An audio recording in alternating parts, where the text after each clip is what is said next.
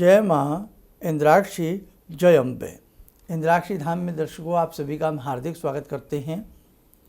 आज के दिन जिन जातकों का जन्म दिवस है, मैरिज एनिवर्सरी है, उन सभी को हमारी तरफ से बहुत बहुत शुभकामनाएं।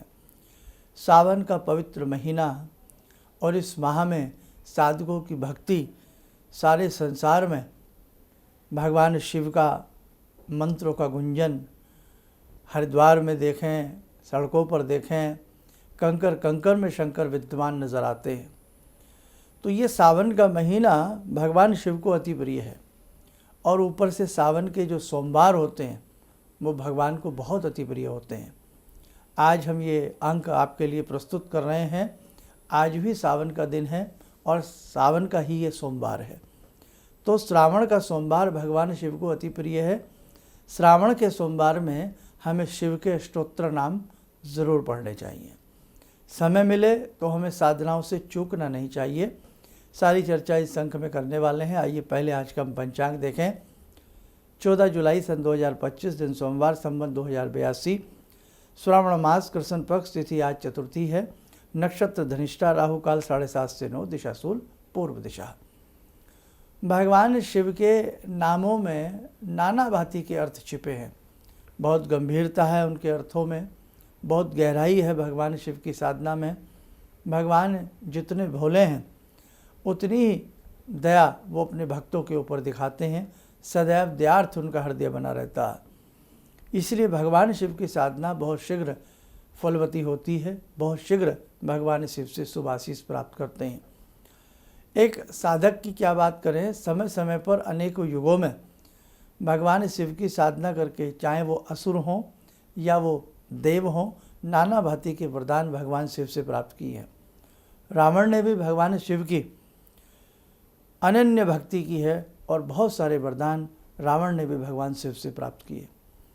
उसी के साथ साथ शुक्राचार्य भी अनन्य रूप से भगवान शिव की भक्ति करते रहे हैं और न जाने कितने ऋषि मुनि हुए हैं जिन्होंने भगवान शिव की भक्ति करके जीवन को धन्य बनाया है। हम और आप भी उसी कतार में खड़े हैं। भगवान शिव की भक्ति करनी आ जाए तो निश्चित रूप से भगवान शिव की कृपा समस्त साधकों को अवश्य प्राप्त होगी। सावन के सोमवार में हमें भगवान शिव का रुद्राभिषेक करना चाहिए। सावन के सोमवार में हमें खास तौर से पंचद्रव्यों से भगवान शिव का कोई स्नान कराना चाहिए। जो रुद्री के 16 विशेष मंत्र होते हैं, चाहे वो पढ़ लेने चाहिए और या हमें भगवान शिव का स्तोत्र नामावली पढ़नी चाहिए। सबसे पहले शिव पिंडी के पास जाएं और यदि आप मंदिर नहीं जा पा रहे हैं, आपके घर में ही शिव पिंडी है, नर्मदेश्वर है या पारद शिवलिंग है, लेकिन होने चाहिए उत्तम किस्म के, उत्तम कोटि से वो बने हों, शुद्ध सुडोल, अपने आप में उनकी आकृति अच्छी होनी चाहिए। उस पर भी आप दूध, दही, घी, शहद आदि चढ़ा करके, शुद्ध जल चढ़ा करके, अभिषेक करके आप उनको धूप दीप दे करके, पंचमुखी दीप दें या 2 मुखी दीप दें या 1 मुखी दीप दान आदि करके आप स्तोत्र नामावली का पाठ करें। अब इसमें यदि आँख के फूल आपको मिल जाए, आंकड़े के, अकोन के, एक नाम पर एक फूल चढ़ाएं, एक नाम पर एक फूल चढ़ाएं।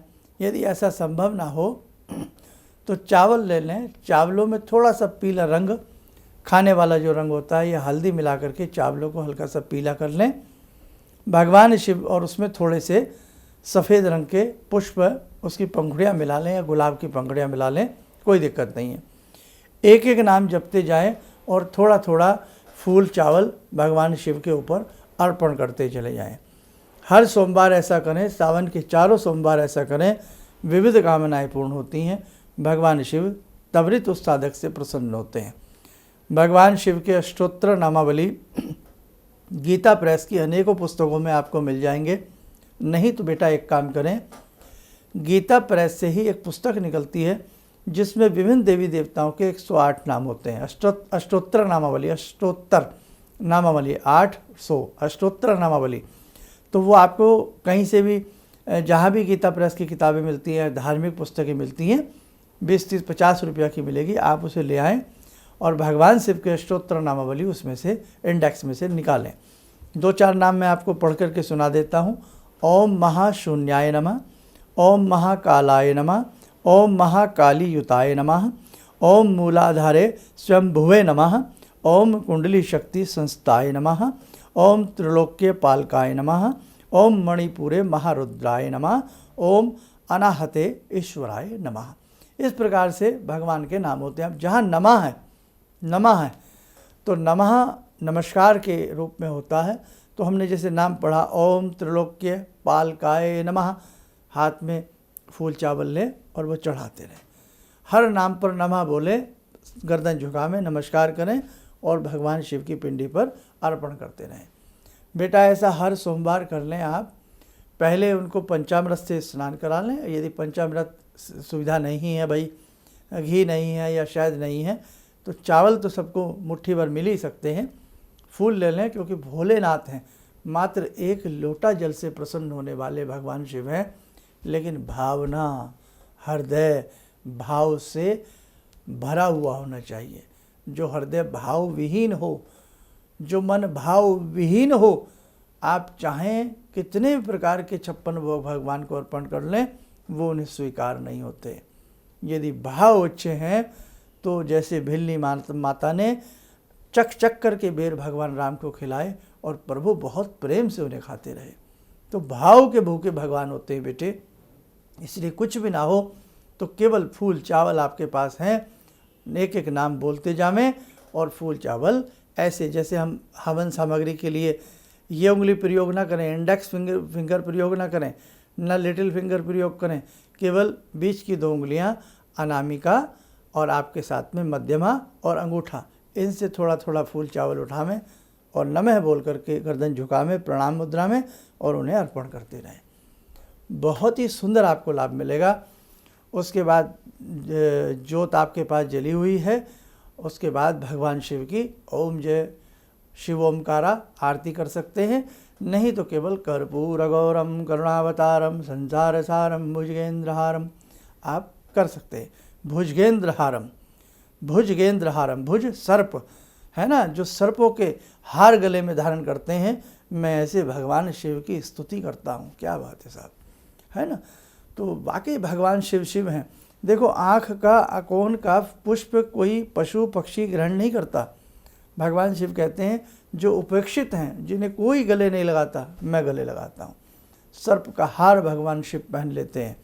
भांग कोई पशु पक्षी उसे प्रयोग में नहीं लाता, उससे वो विजया से प्रसन्न हो जाते हैं। एक लोटा जल से भगवान शिव प्रसन्न हो जाते हैं। देखा ना आपने। उसी प्रकार से जब समुद्र मंथन हुआ, समस्त हलाहल को ग्रहण करने वाले भगवान शिव ही थे। अगर वो हलाहल ग्रहण ना करते तो माने पूरी सृष्टि में अग्नि प्रज्वलित हो जाती, पूरी सृष्टि में विषयुक्त हो जाती। त्राहिमाम होने की स्थिति आने से पहले ही भगवान शिव ने उस समस्त हलाहल को अपने कंठ में, पॉइजन का रंग हरा होता है, अहीफेन उसको कहते हैं, वो थोड़े से नीले से रंग पर होता है, हरा कह रहे हैं नीले से रंग पर होता है, तो उसे अपने गले में धारण कर गए और वो नीलकंठ कहलाए। नीले कंठ वाले भगवान शिव। तो भगवान शिव की तो बात ही अलग है।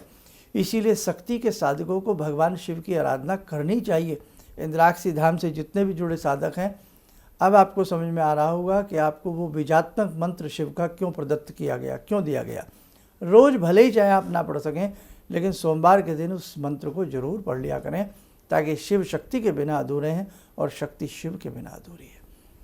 तो इसलिए बेटा, ये स्तोत्र नामावली 108 नाम भगवान शिव के, जो साधक श्रावण के सोमवार के दिन पढ़ता है और ऐसे ऐसे फूल चावल चढ़ाता है, तो निश्चित रूप से उसका कायाकल्प होता है।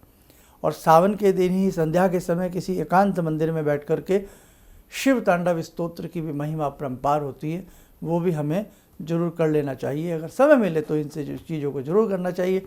लेकिन अपने घर में हम शिव स्तोत्र नामावली तो हम बेटा पढ़ ही सकते हैं। अब बहुत आप में से ऐसे हैं जिनके पास शिवलिंग नहीं है तो एक तरीका और बता रहा हूँ। एक छोटी सी सुंदर सी प्लेट में, साफ़ सुथरी प्लेट बाज़ार से ले आएँ, अनटच, जिसमें कभी खाया पिया ना हो, या घर में ऐसी रखी हो, उसको ले लें। उस पर आप सफ़ेद चंदन से या सिंदूर से नमः शिवाय लिख दें। क्या लिखें? नमः शिवाय। बस समझ लेना, यही मूर्ति रूप है, यही पिंडी स्वरूप है। पहले उसको धूप दीप दे करके पंचोपचार पूजन कर लेना, फिर यही भगवान शिव के 108 नाम पढ़ते हुए फूल चावल चढ़ाते रहना। बाद में थोड़ी देर के बाद उठा करके समस्त फूल चावल किसी थोड़े से चढ़ाने होते हैं, किसी गमले में कहीं भी डाल सकते हैं आप अपने घर में किसी भी गमले वगैरह में, और वो नमः शिवाय लिखा हुआ भी धो करके वॉश करके जो उसका जल है वो भी किसी गमले में डाल सकते हैं, है ना।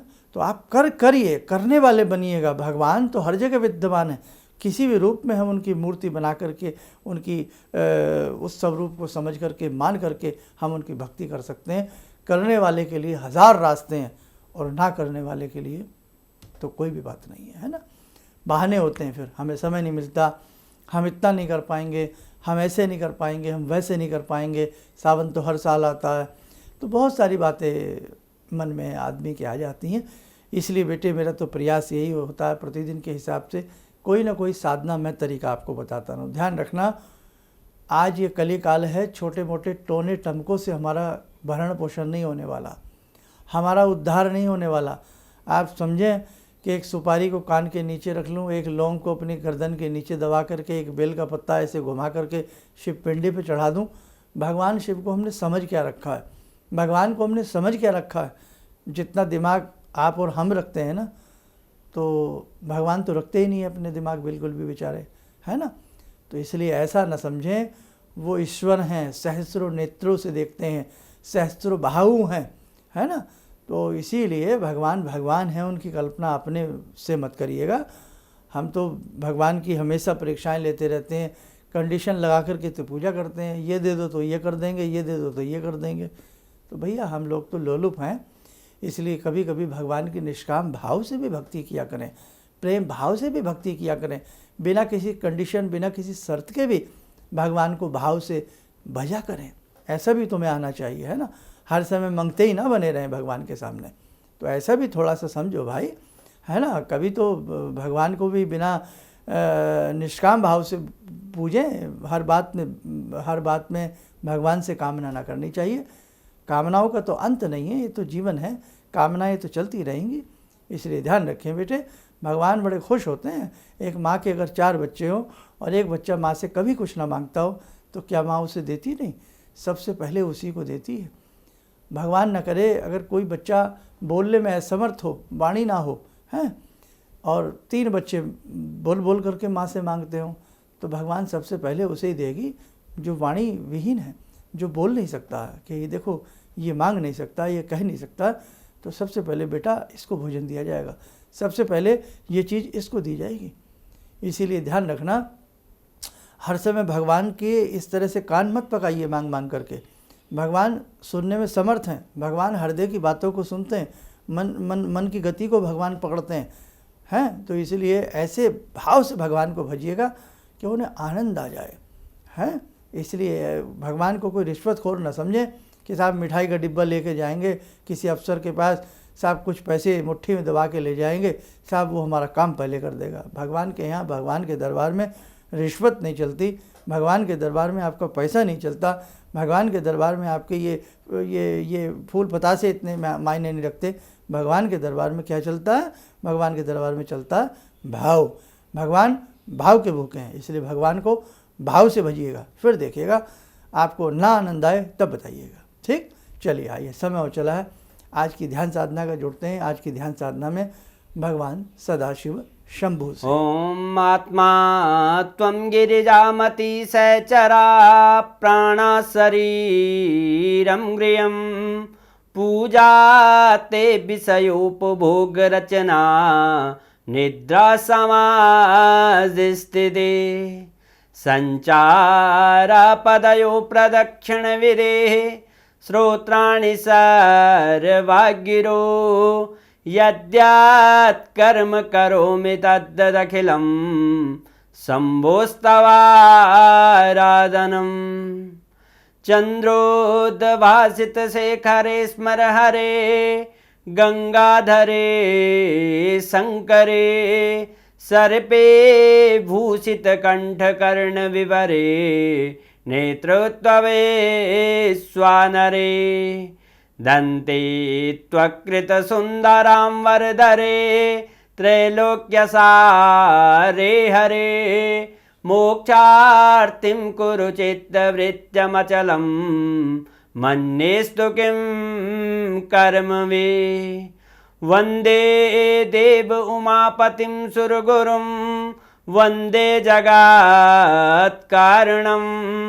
वन्दे पन्नगभूषणं मृगधरं वन्दे पशूनां पतिं वन्दे सूर्यशशाङ्कवह्निनयनां वन्दे मुकुन्दप्रियं वन्दे भक्तजनश्रयं च वरदां वन्दे शिवं शङ्करम्।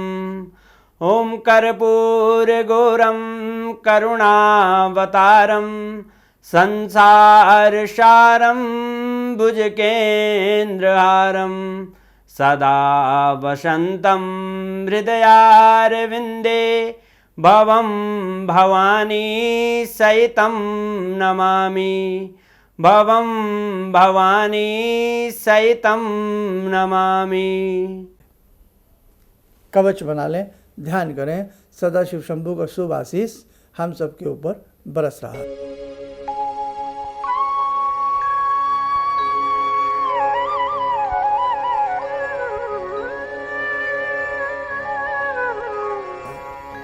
ओम बोलते हुए नेत्र खोलें, सामान्य हो जाए।